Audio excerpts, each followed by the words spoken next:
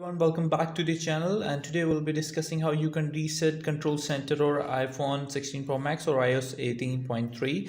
As you can see, you can modify a lot of things in iOS 18.3 in your control center, and there are lots of modification available. You can add or delete, but how you can reset it's a very easy process. What you need to do is go to the settings here, and after going to the settings, you need to scroll down, and there's an option control center here, and then there's an option reset control center.